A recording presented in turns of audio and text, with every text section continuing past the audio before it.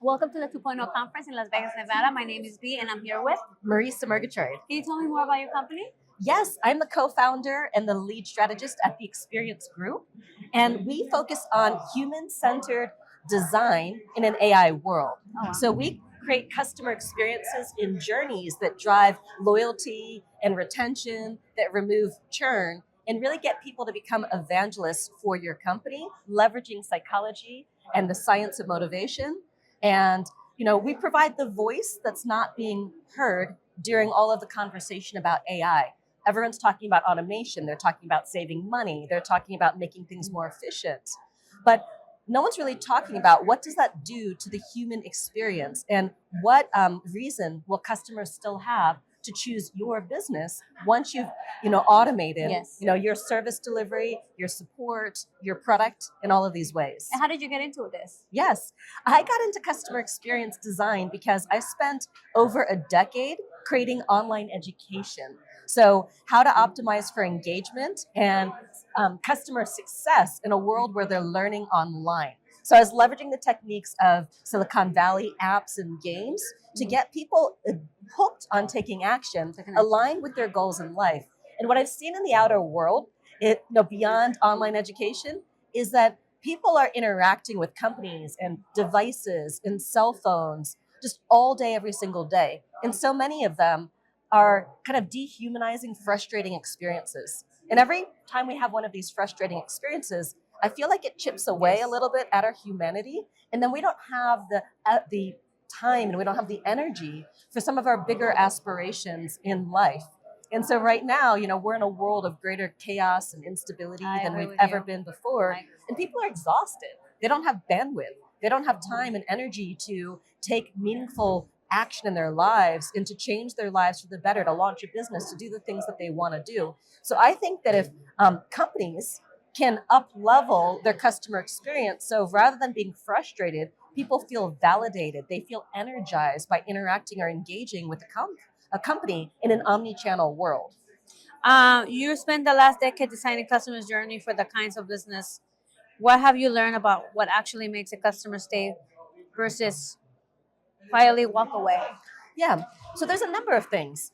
The first is that a customer journey has to meet people where they're at, in relation to the company. So it has to be at the intersection of what the company wants and what the actual customer wants. And a lot of times a company says, I need your information, just give me your information, and puts a brand new customer through like a 15-minute form or kind of know the customer journey. And the customer doesn't really want to do it. This is the point where they're excited, they're motivated, they're engaged. They want to feel like they're making progress towards the outcome they wanted when they signed up for a particular business. They don't want to be lost in paperwork.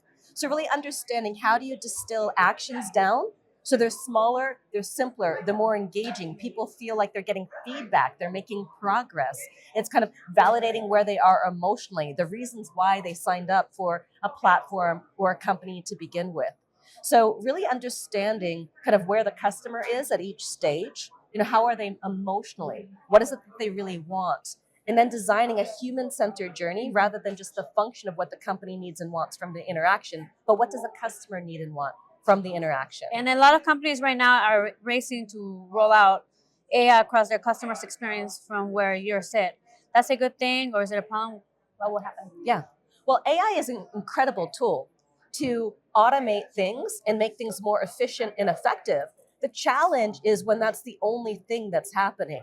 So if customers are just feeling like they're on the receiving ends of cost cuttings within companies, then they're not feeling like, well, this company's now reinvesting some of the more logistical admin stuff that they, moved to AI. They're now reinvesting this money and making your experience better.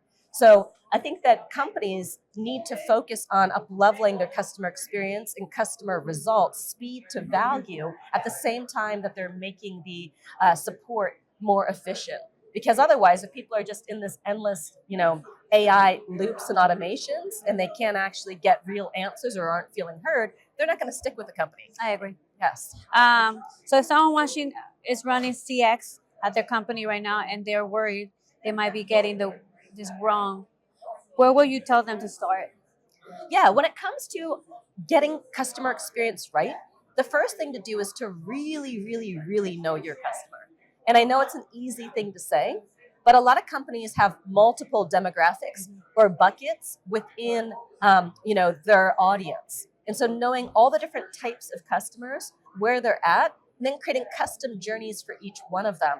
Understanding, okay, why did they really sign up for your business? What is it that they really want? How can you move them closer to that as quickly as possible? To have that aha moment, to create brand defining moments that allow you as a company to kind of rise in the minds of your customers as someone who's not just a business providing a service, but someone who's there to be your partner, trusted for the long term. And how do you feel about the whole networking here? There are a lot of really great people here in the room, and I've enjoyed having so many different conversations and kind of meeting people from all over the world, all different kinds of companies. And it's very interesting to have 6 conferences happening simultaneously Oh, yes. and being able to meet people across Yes. And if industries. somebody was to ask you to follow your footsteps, what would you say to them? To Sorry? follow your footsteps, what would you say to them? If someone wants to follow my footsteps in the world of customer experience design, is that, for most kind of business roles like marketing and operations and finance and strategy, there are master's degrees, there are programs. But when it comes to customer experience, a lot of times people just fall into it because they like people. But to know that this is an actual discipline, there's a science, there's psychology to it, there are frameworks that you can So there learn. are steps to it. Yeah, it's scientific. So it's to really learn the discipline of customer experience design and understand the psychology so you can create journeys that are highly intentional. And where can they reach you? Like, do you have like a platform, like a website? Yes, go to theexperiencegroup.com. Thank you very much.